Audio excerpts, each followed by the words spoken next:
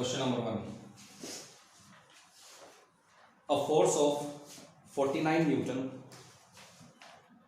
A force of 49 Newton is just able to move a block. Is just able to move a block of weight of wood. Sorry, weight name wood. Is just able to move a block of wood weighting 10 kg,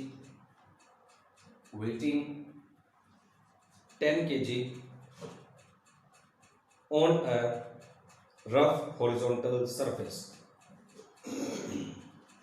On a rough horizontal surface. A force of 49 Newton is just able to move a block of wood weighing 10 kg on a rough horizontal surface. Full stop. Calculate the coefficient of friction. Calculate the coefficient of friction and angle of friction. Calculate the coefficient of friction and angle of friction.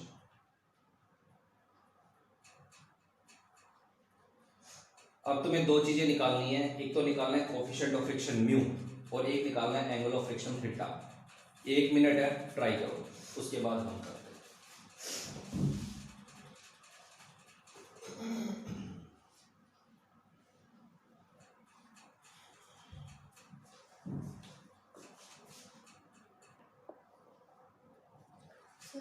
Mu की value वो last में निकालती वही लेनी है।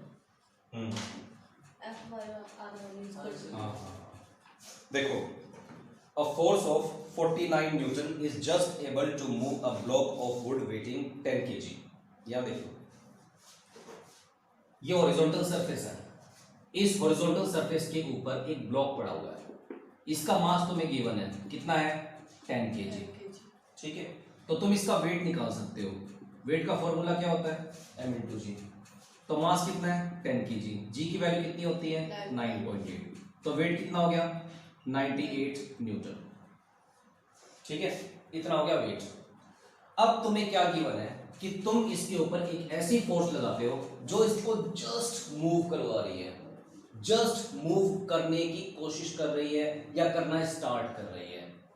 उस time हम जिस फ्रिक्शन की बात करते हैं उस फ्रिक्शन को हम बोलते हैं लिमिटिंग फ्रिक्शन। और स्टैटिक फ्रिक्शन हो चाहे लिमिटिंग फ्रिक्शन हो, F और P बराबर होते हैं।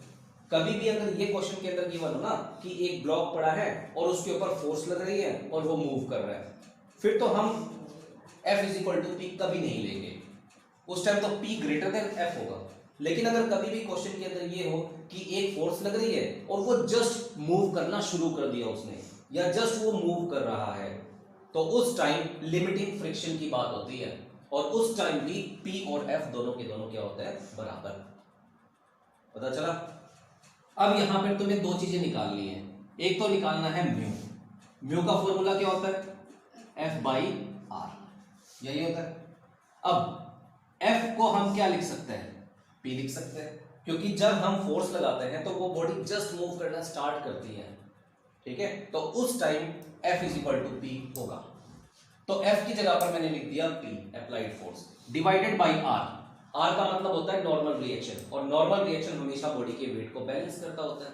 तो R की जगह पर हम क्या लिख सकते हैं mg। ठीक है, फॉर्मूला तो यही है, म्यू = F/r। बस F और P बराबर है, इसलिए मैंने F की जगह P लिख दिया और R की जगह मैंने mg लिख दिया, क्योंकि R mg को बैलेंस करता होता है। तो यहां पे दोनों वैल्यू को पुट कर दो।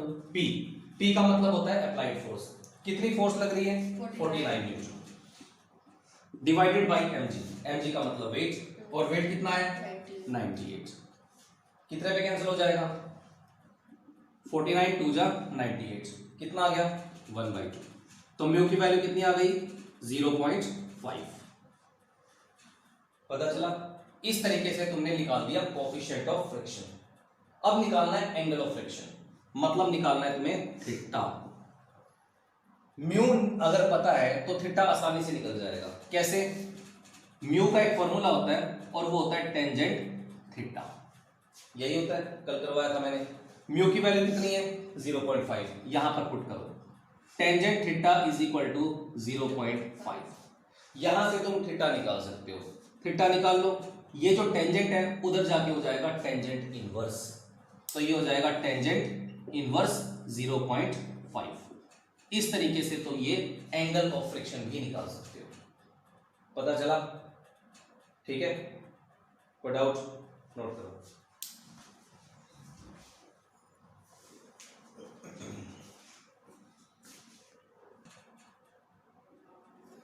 Next question, find the distance travelled by the body, find the distance traveled by the body before coming to rest. Find the distance traveled by the body before coming to rest.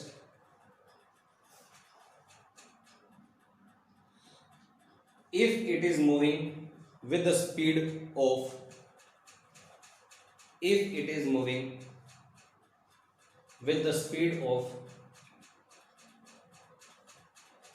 10 meter per second,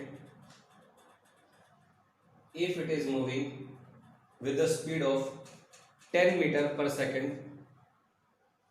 and the coefficient of friction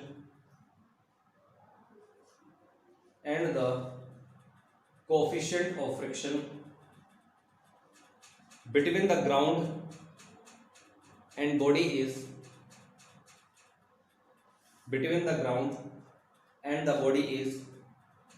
0.4। दोबारा बोल रहा हूं, find the distance travelled by the body before coming to rest if it is moving with the speed of 10 meter per second and the coefficient of friction between the ground and the body is 0.4। ठीक है, try करो इसको।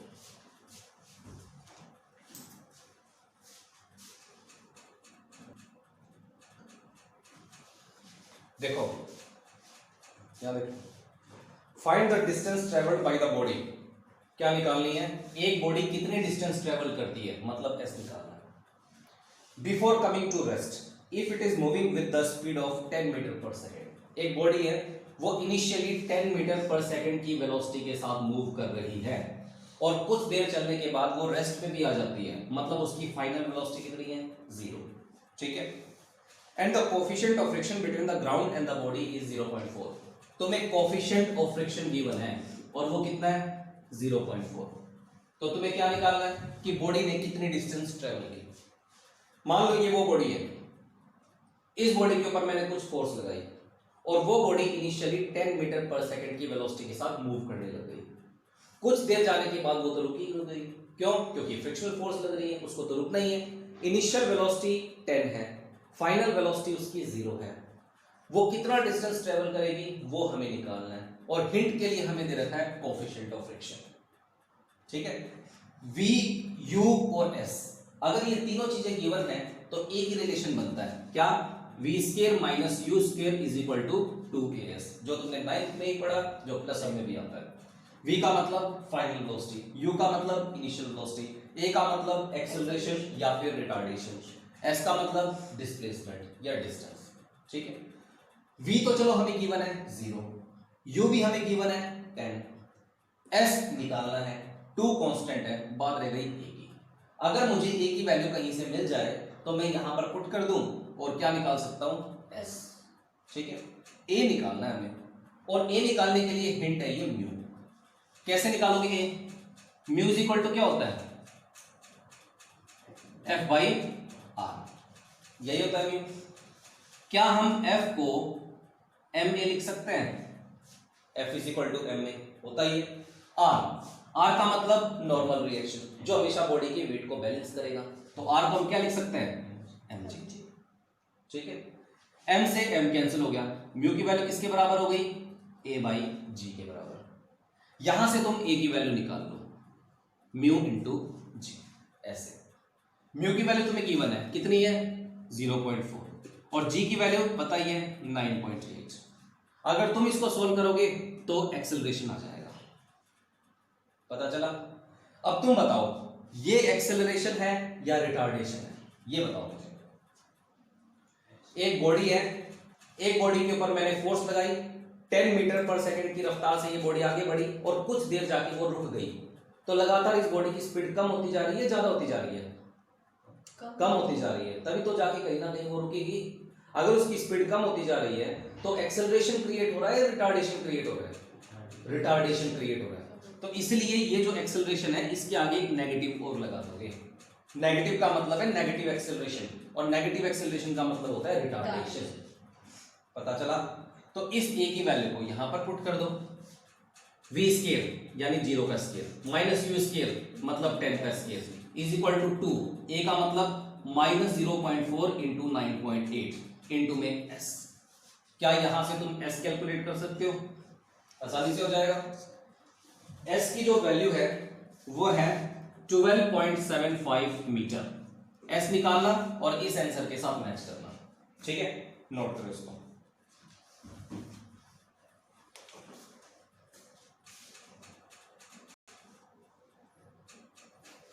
Next question, a block of mass 2 kg, a block of mass 2 kg is placed on the floor, is placed on the floor. A block of mass 2 kg is placed on the floor, full stop. The coefficient of static friction is, the coefficient of static friction is 0.4. The coefficient of static friction is 0.4. Full stop. A force of 2.5 Newton, a force of 2.5 Newton is applied on the block as shown in figure. A force of 2.5 Newton is applied on the block, is applied on the block as shown in figure, is applied on block as shown in figure. Full stop. Calculate the force of friction. Calculate the force of friction. Calculate the force of friction between the block and the floor. Between the block and the floor. Between the block and the floor. लिख लिया? ये वाला diagram है, और इस diagram के अंदर अब ये जो F है वो फ्रिक्शनल फोर्स नहीं है, अप्लाइड फोर्स है अकॉर्डिंग टू क्वेश्चन, ठीक है? ये F अप्लाइड फोर्स है अकॉर्डिंग टू क्वेश्चन। क्वेश्चन को पढ़ो, जो तुम्हें दे रखा है वो लिखो, और जो निकालना है वो सॉल्व करो।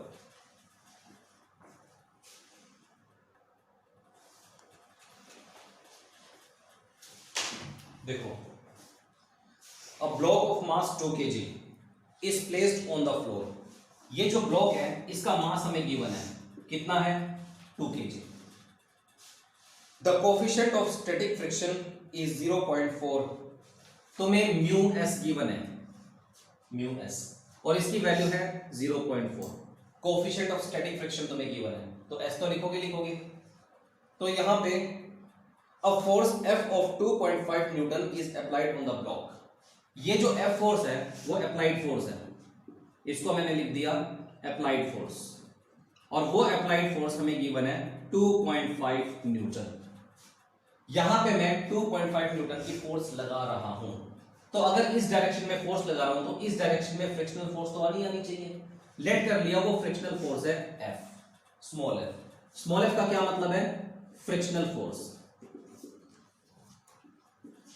और वो frictional force static frictional force होगी, क्योंकि हमें म्यू एस गिवन है, static coefficient of friction given है, तो जो भी फ्रिक्शनल फोर्स होगी वो स्टैटिक फ्रिक्शनल फोर्स होगी, ठीक है? अब calculate the force of friction between the block and the floor. हमें यही फोर्स ऑफ फ्रिक्शन ब्लॉक और फ्लोर के बीच में निकालना है, एफएस निकालना है, यानी फोर्स ऑफ फ्रिक्शन निकालना है। तो इसके लिए एक फॉर्मूला है mu is equal to F by R, यही वाला फॉर्मूला है। अब ये जो केस है वो स्टैटिक फ्रिक्शन का केस है, सारी चीजें स्टैटिक फ्रिक्शन के हिसाब से गिवन है। तो यहां पर तुम लिख सकते हो mu S is equal to F. F का क्या मतलब होता था, इस फॉर्मूले के अंदर एफ का क्या मतलब होता था, फ्रिक्शनल फोर्स। लेकिन फ्रिक्शनल फोर्स को मैंने क्या बोला हुआ है, स्मॉल एफ एस। तो यहां पर तुम लिखोगे स्मॉल एफ एस, ठीक है, डिवाइडेड बाई आर, ये चीज है। कैपिटल एफ तो अप्लाइड फोर्स है according to question, small F S है फ्रिक्शनल फोर्स। तो यहां पर मैंने स्टैटिक कोफिशिएंट ऑफ फ्रिक्शन को small F S divided by R लिख दिया अकॉर्डिंग टू फॉर्मूला। तो यहां से क्या निकाल सकते हो, F S, static frictional force, और वो किसके बराबर होगा, म्यू एस इंटू में आर के बराबर होगा, ठीक है। तो एफ एस की वैल्यू कैलकुलेट करनी है, mu S, static coefficient of friction कितना है 0.4, आर को हम क्या लिख सकते हैं, एम जी, क्योंकि आर तो एम जी को ही बैलेंस करेगा। अब एम कितना है, एम कितना गिवन है 2, और जी की वैल्यू कितनी है 9.8, ठीक है। अगर तुम इसको सॉल्व कर दोगे तो स्टैटिक फ्रिक्शनल फोर्स कैलकुलेट हो जाएगी, पता चला, नोट करो इसको।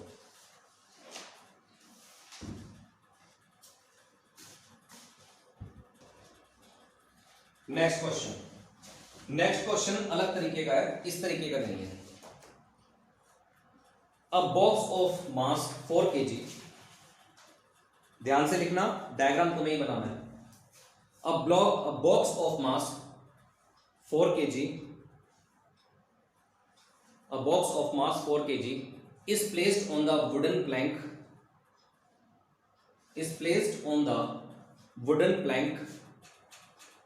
of length 1.5 meter, is placed on the wooden plank of length 1.5 meter, which is lying on the ground,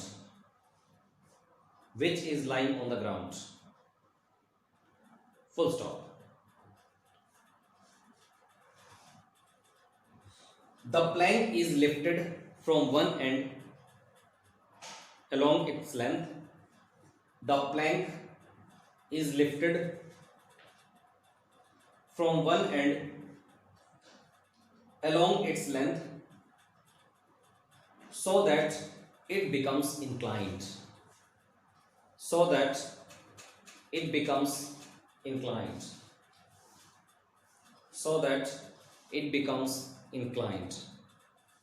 Full stop. It is noted that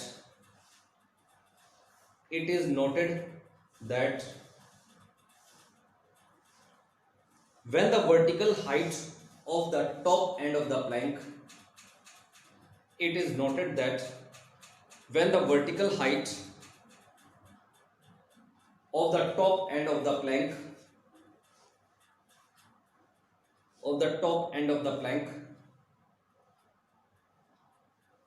from the ground becomes 0.5 meter,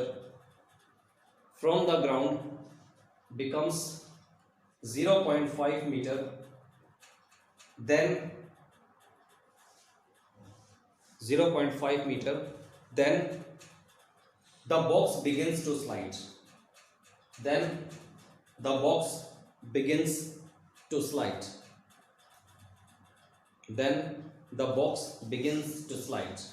Full stop. Find the coefficient of friction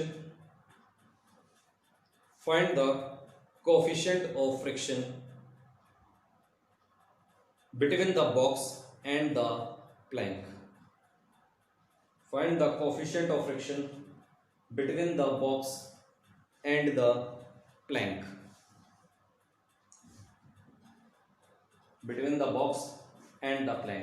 मतलब तुम्हें mu निकालना है, coefficient of friction, ठीक है। पढ़ो, समझो, diagram बनाओ और करो।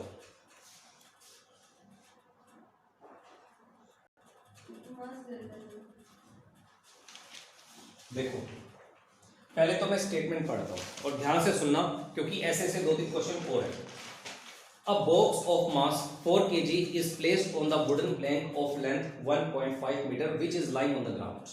याद रखो, मान लो ये ग्राउंड है, ठीक है, प्लैंक नहीं है, ग्राउंड है, और इस ग्राउंड के ऊपर एक लकड़ी का टुकड़ा पड़ा हुआ है, बिल्कुल ऐसे, ठीक है, इसके ऊपर एक मास पड़ा हुआ है ऐसे, तो ये मास तो रेस्ट पे ही रहेगा, कब तक, जब तक मैं इसको तिरछा ना करूं।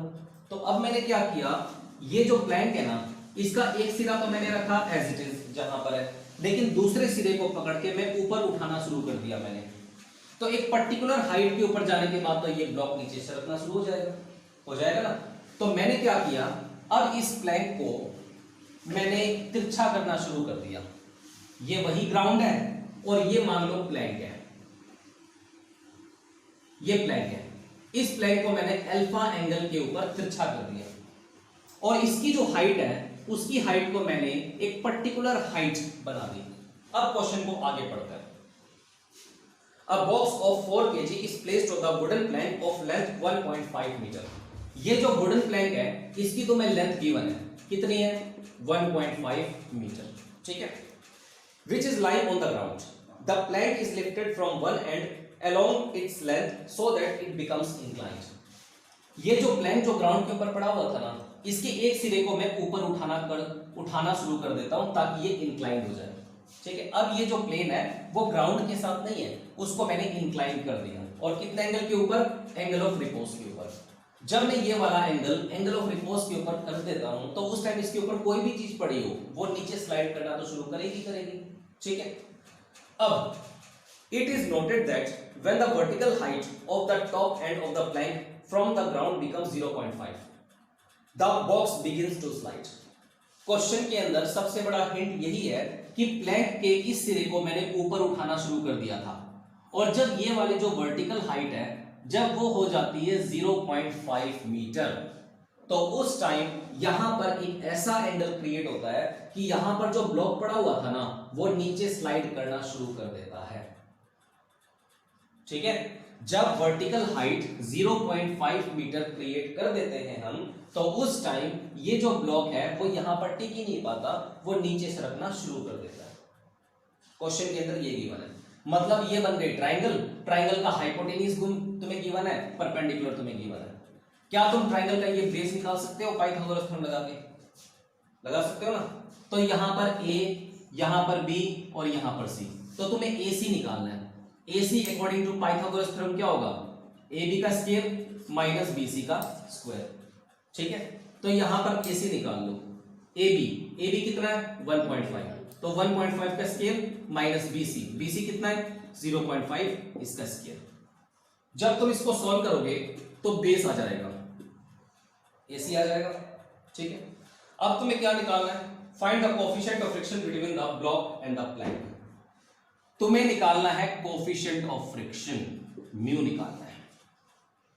अब यहां से एक हिंट लो कि ये जो ब्लॉक है वो पहले तो यहां पर पड़ा हुआ था, लेकिन हमने इस ब्लॉक, ये जो प्लैंक है इसके एक सिरे को उठाना शुरू कर दिया, और जब हम 0.5 हाइट कर देते हैं इसकी परपेंडिकुलर वाली हाइट, तो उस टाइम इसके ऊपर जो बॉडी पड़ी हुई थी वो नीचे सरकना स्टार्ट कर देती है। तो ये वाला जो एंगल है वो एंगल ऑफ फ्रिक्शन होगा या एंगल ऑफ रिपोज होगा, एंगल ऑफ रिपोज होगा, अल्फा होगा। और तुम्हें पता है म्यू और अल्फा में एक रिलेशन है, म्यू इज इक्वल टू क्या होता है, टेंजेंट अल्फा होता है ना। तो यहां से तुम क्या निकाल सकते हो, म्यू निकाल सकते हो, mu is equal to tangent alpha. तुम्हें इस ट्राइंगल के अंदर टेंजेंट अल्फा लेना है, और टेंजेंट थीटा ट्राइंगल के अंदर क्या होता है, परपेंडिकुलर अपॉन में बेस, यही होता है। तो इस ट्राइंगल के अंदर टेंजेंट अल्फा है वो होगा परपेंडिकुलर अपॉन में बेस, परपेंडिकुलर है BC, बेस है AC, तो यहां पर म्यू को हम क्या लिख सकते हैं, BC डिवाइडेड बाई AC, ऐसा लिखा जा सकता है। BC हमें कितना गिवन है 0.5 डिवाइडेड बाई AC, ये AC हमें कितना गिवन है या कितना निकाल चुके हो तुम, यहां पर पुट कर दो, ठीक है। इसलिए हमने AC निकाला था ताकि हम म्यू की वैल्यू जब हम BC बाई AC रखें, तो BC तो चलो हमें गिवन है, AC हमें गिवन नहीं था, AC हमें निकालने की जरूरत थी, तो AC यहां से निकालो, यहां पर पुट कर दो, म्यू आ जाएगा, ठीक है। और ये जो म्यू है इसका आंसर है 0.35, ये आंसर भी लिख लो और घर जाके इसको सॉल्व करके आंसर मैच कर लो, ठीक है, नोट करो इसको।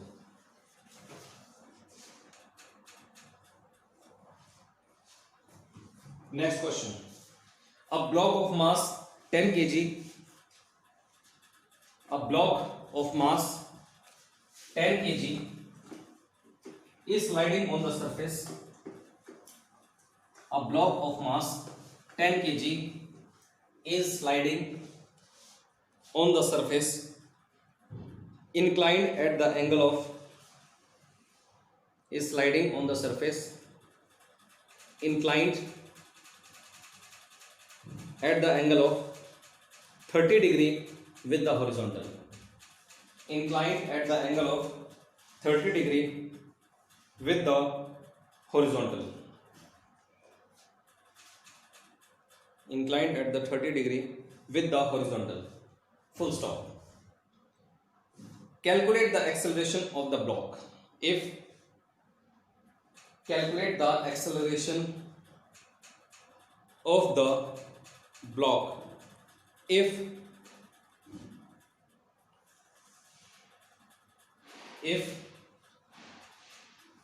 the coefficient of kinetic friction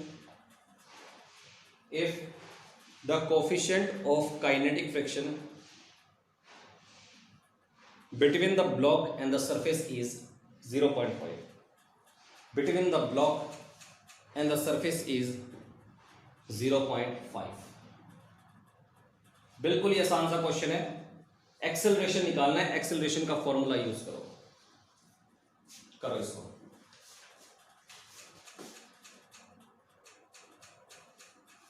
देखो यार देख लो. अब वो ब्लॉक ऑफ मास 10 kg. तुम्हें एक ब्लॉक है, उसका मास गिवन है 10 kg. Is sliding on the surface inclined at the angle of 30 degree.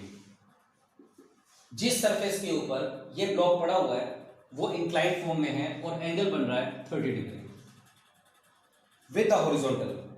Calculate the acceleration of the block. वो जो ब्लॉक है जो इंक्लाइंड फॉर्म में पड़ा हुआ है वो नीचे आएगा तो किसी ना किसी एक्सेलरेशन के साथ आएगा. वो एक्सेलरेशन तुम्हें निकालना है और तुम्हें कोएफिशिएंट ऑफ काइनेटिक फ्रिक्शन तुम्हें गिवन है म्यू के, और वो कितना गिवन है 0.5. तो अगर कोई भी इंक्लाइंड प्लेन है ऐसे वाला और एंगल बन रहा है यहां पे 30 डिग्री और ब्लॉक यहां पर पड़ा हुआ है तो नीचे आएगा किसी ना किसी एक्सेलरेशन के साथ आएगा. वो एक्सेलरेशन निकालना है. एक्सेलरेशन का फॉर्मूला मैंने कल करवाया था, g sin theta minus mu cos theta. यही फॉर्मूला था. म्यू का मतलब है coefficient of kinetic friction. g की वैल्यू कितनी है 9.8 या 10. sin 30 यहां पर 30 पुट करोगे माइनस म्यू के कितना है 0.5 इनटू कोस 30 डिग्री. कोस की जगह 30 पुट करेंगे क्या? कोस के साथ 30 पुट. हाँ थीटा है, कोस और साइन मैटर नहीं करता. यहां पर थीटा है, थीटा की वैल्यू 30 डिग्री की है. ठीक है, तो यहां पर sin 30 माइनस म्यू के की वैल्यू 0.5 और cos 30 यहां पर पुट कर देंगे. जो भी आंसर आएगा वो एक्सेलरेशन का आएगा.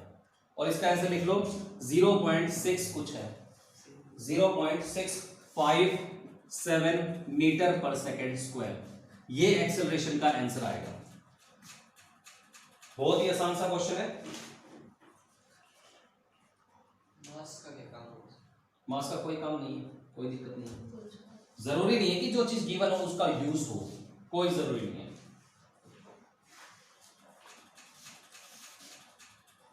आगे चले. एक न्यूमेरिकल और है, 5 मिनट दूंगा, ट्राई करना क्योंकि ये न्यूमेरिकल बहुत इंपॉर्टेंट है, मुश्किल भी बहुत है, आसान नहीं है ये. बोलो. अ mass of 200 kg, a mass of 200 kg is placed on the rough inclined plane.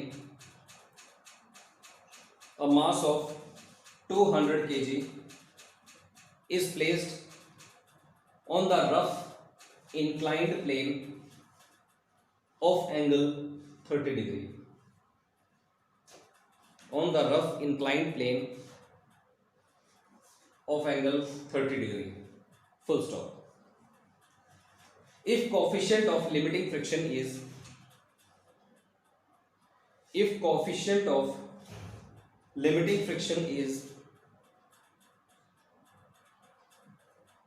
1 by under root 3, if coefficient of limiting friction is 1 by under root 3, comma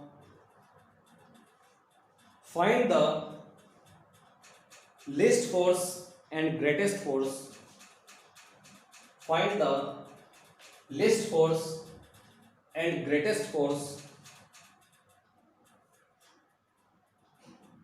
in Newton. Find the least force and greatest force in Newton acting parallel to the plane. Acting parallel to the plane. Acting parallel to the plane to keep the mass in equilibrium. To keep the mass in equilibrium.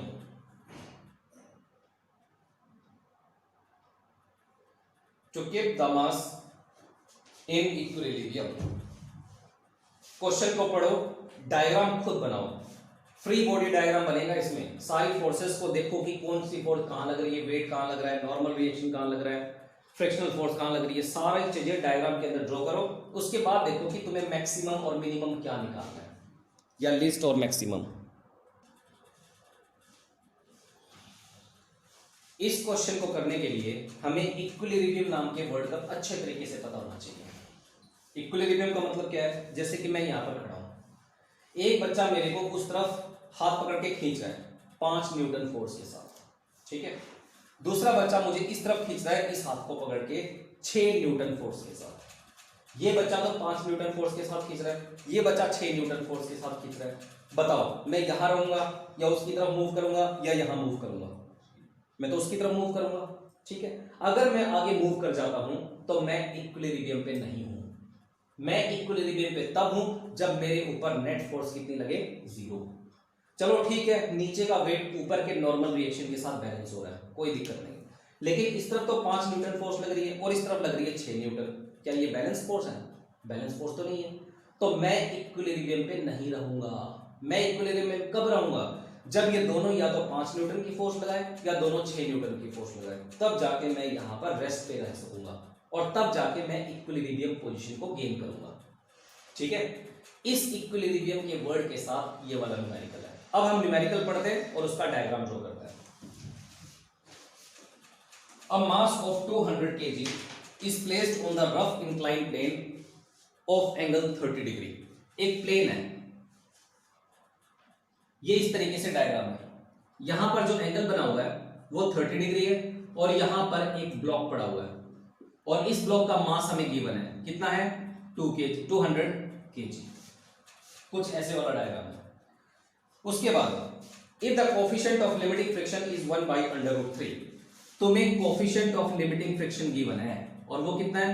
1/√3। ये भी तुम्हें given है। Find the greatest and the least force in newton acting parallel to the plane to keep the mass in equilibrium. इस sentence को छोड़ दो एक बार, पहले तो हम इस डायग्राम को कंप्लीट करते हैं। इस बॉडी का जो वेट है mg वो नीचे एक्ट करेगा। इस बॉडी का जो नॉर्मल रिएक्शन है वो सरफेस के परपेंडिकुलर एक्ट करेगा, ठीक है। फिर हम क्या करते थे थ्योरी के अंदर? एक डॉटेड लाइन यहां बनाते थे और ये वाला एंगल और ये वाला एंगल अप्रोक्सीमेटली इक्वल होता था ना। फिर ये जो mg है ये इस बेस के साथ थीटा एंगल बना रहा है 30, तो यहां पर हम इसको लिख सकते थे mg cos 30 डिग्री और इसको हम क्या लिख सकते थे? mg sin 30 degree. क्या ऐसे ही करते थे हम? ऐसे ही करते थे ना। अपोजिट डायरेक्शन में हमेशा फ्रिक्शनल फोर्स आती थी, कैपिटल F। यही डायग्राम था, इसके अलावा कोई भी फोर्स नहीं था। ये जो F है वो mg sin 30 को बैलेंस कर रहा था और ये जो R है वो mg cos 30 को बैलेंस कर रहा था, ठीक है। अब यहां पे सबसे पहला काम हमारा है F की वैल्यू निकालना। यहां देख लो, सबसे पहला काम है F की वैल्यू निकालना कि फ्रिक्शनल फोर्स लग कितनी रही है। पहले तो हम वो निकाल लेंगे। फिर हमारा दूसरा काम होगा mg sin 30 की वैल्यू निकालना, ठीक है। ये वो प्लेन है जहां पर दो फोर्सेस काम कर रही है अपोजिट डायरेक्शन में। एक फोर्स तो यहां पर एक्ट कर रही है फ्रिक्शनल फोर्स, एक फोर्स नीचे की तरफ एक्ट कर रही है mg sin 30, ठीक है। ये जो r है और ये जो mg cos 30 है ये कभी भी बॉडी को मूव करने के लिए हेल्प नहीं करेंगे। मूव करने के लिए कौन हेल्प करेगा? इसी प्लेन के ऊपर लगने वाली पैरेलल फोर्स, ठीक है। अब ये प्लेन है जिसके ऊपर ब्लॉक पड़ा हुआ है, ये फोर्स है ये प्लेन और ये फोर्स आपस में पैरेलल है। उसी तरीके से ये प्लेन है और ये फ्रिक्शनल फोर्स है, ये प्लेन और ये फ्रिक्शनल फोर्स भी आपस में पैरेलल है। हमें पैरेलल फोर्सेस को ही देखना है। अब ये बॉडी को अगर मुझे इक्विलिब्रियम पे रखना है ना, तो ना तो ये r काम आएगा ना ये mg cos थीटा काम आएगा। क्यों? क्योंकि पहले ही r mg cos थीटा को कैंसिल आउट कर रहा है। अब मैं यहां पर खड़ा हूं, मेरा वेट नीचे है, नॉर्मल रिएक्शन r है, r तो इस वेट के तो बराबर होगा ही होगा, वो तो बैलेंस कर ही रहा है, ठीक है। ये तो होगी इस तरीके की बात। लेकिन जो प्लेन है, प्लेन के ऊपर जो फोर्सेस गिवन है, हमें उसके बारे में देखना है। तो सबसे पहला काम हमारा है f की वैल्यू निकालना, क्योंकि ये जो प्लेन है ना, इस प्लेन के पैरेलल में दो ही फोर्स काम कर रही है, एक तो इस तरफ फ्रिक्शनल फोर्स और एक इस तरफ mg sin 30। तो पहला काम है फ्रिक्शनल फोर्स निकालना, दूसरा काम है mg sin 30 निकालना, ठीक है। पहले तो हम वो करते हैं। तो सबसे पहले फ्रिक्शनल फोर्स निकालेंगे। फ्रिक्शनल फोर्स कैसे निकालेंगे? एक फॉर्मूला होता है mu is equal to F by R, होता है ये फॉर्मूला। ये जो आर है वो किसको बैलेंस करेगा? mg cos 30। तो यहां पर हम क्या लिख सकते हैं? आर की जगह mg cos 30 लिखा जा सकता है। तो यहां से तुम निकाल लो f की वैल्यू, वो हो जाएगी mu mg cos 30 degree. Clear है? यहां म्यू की वैल्यू तुम्हें गिवन है, कितनी गिवन है? 1/√3। मास गिवन है, कितना गिवन है? 200। जी की गिवन है, कितना? 9.8। और cos 30 तुम्हें पता है √3/2 होता है, ठीक है। अगर तुम इसको सोल्व करोगे ना, तो इसका आंसर 980 न्यूटन आ जाएगा। बेशक इसको सोल्व करके देख लेना, मैं बुक से डायरेक्टली आंसर देख रहा हूं। अगर तुम इसको सोल्व करोगे तो फ्रिक्शनल फोर्स इस डायरेक्शन में 980 न्यूटन आ जाएगी, ठीक है। अब आधा काम तो मेरा कंप्लीट, बाकी आधा बचा हुआ काम, ये वाली जो फोर्स है mg sin 30, वो भी हमें निकालना है। mg sin 30 डिग्री, ये चीज भी हम सॉल्व करना चाहते हैं। m का मतलब मास, जो कि कितना गिवन है? 200। g का मतलब 9.8 और sin 30 का मतलब 1/2, ठीक है। अगर तुम इसको सॉल्व करोगे ना, तो इसका आंसर भी 980 न्यूटन ही आएगा। पता चला? बेशक इसको सॉल्व करके देख लेना। तो यहां पे ये जो ब्लॉक है, इस ब्लॉक के ऊपर स्लाइड के, यानी ये जो सरफेस है, इस सरफेस के पैरेलल दो फोर्स काम कर रही है। एक तो ऊपर की तरफ फ्रिक्शनल फोर्स और एक नीचे की तरफ mg sin 30। अगर तुम इसको कैलकुलेट करोगे तो फ्रिक्शनल फोर्स और mg sin 30 अपोजिट डायरेक्शन में है और दोनों की वैल्यू सेम है, ठीक है। फिर भी मैं चाहता हूं कि ये बॉडी इक्विलिब्रियम पे रहे, मतलब इसके ऊपर नेट फोर्स कितनी लगे? 0। तो तुम बताओ मिनिमम से मिनिमम मैं इसके ऊपर कितनी फोर्स लगाऊं कि ये बॉडी इक्विलिब्रियम पे रहे? बताओ। 0। वो तो पहले ही इक्विलिब्रियम पे है। ऊपर की तरफ फोर्स लग रही है 980 न्यूटन, नीचे की तरफ फोर्स लग रही है 980 न्यूटन, वो तो पहले ही इक्विलिब्रियम पे है। क्या मुझे फोर्स लगाने की जरूरत है? फोर्स लगाने की तो जरूरत ही नहीं है। ये 980 न्यूटन और ये 980 न्यूटन एक दूसरे को बैलेंस कर लेंगे, कोई फोर्स लगाने की जरूरत ही नहीं है। तो पहला आंसर तो हमें मिल गया। मिनिमम जो फोर्स है वो कितनी लगाने की जरूरत है? 0। पता चला? अब बात है दूसरी, मैक्सिमम फोर्स हम कितनी लगाएं। अब तुम एक बात बताओ, अगर तुम इसके ऊपर कोई भी फोर्स लगाते हो तो क्या ये बॉडी इक्विलिब्रियम पे रहेगी? नहीं रहेगी। उस तरफ तो लग रहा है 980 न्यूटन, इस तरफ लग रहा है 980 न्यूटन, और तुम ऊपर से एक और फोर्स लगा रहे हो अपनी तरफ से, तो क्या ये बॉडी यहां पर रेस्ट पे रहेगी? क्या कभी नहीं रहेगी। वो तो मूव करना स्टार्ट कर देगी, या ऊपर या नीचे, कहीं तो मूव करेगी। तो इसके ऊपर अगर मैं कोई भी फोर्स लगाता हूं, थोड़ी सी भी ज्यादा, तो ये बॉडी इक्विलिब्रियम पे नहीं रहेगी। तो हम मैक्सिमम से मैक्सिमम कितनी फोर्स लगा सकते हैं? हम मैक्सिमम से मैक्सिमम लगा सकते हैं ये वाली फोर्स प्लस ये वाली फोर्स, यानी 980 प्लस 980 कितना हो गया? 1960। 1960 न्यूटन फोर्स में लगा सकता हूं, हद से हद। लेकिन अगर मैं इतनी फोर्स लगाऊंगा ना, ये बॉडी इक्विलिब्रियम पे नहीं रहेगी। वो इक्विलिब्रियम पे तब रहेगी जब मैं इसके ऊपर मिनिमम से मिनिमम फोर्स 0 लगाऊं, ठीक है, या फिर कोई फोर्स ही ना लगाऊं। अगर मैं इसके ऊपर फोर्स लगाना स्टार्ट कर देता हूं इतनी, तो ये बॉडी या तो ऊपर सरकेगी या नीचे आ जाएगी, यानी वो बॉडी इक्विलिब्रियम पे रह ही नहीं सकती। अगर तुम 1 न्यूटन फोर्स भी लगाते हो ना, 1 न्यूटन, तो भी ये बॉडी इक्विलिब्रियम पे नहीं रहेगी। ये तो 1960 न्यूटन तुम लगा रहे हो, पता चला। कैलकुलेशन करना तुम्हारा काम है, सारा कुछ मैंने बता दिया। अब इसको नोट करो, कल हम आगे के टॉपिक्स करेंगे।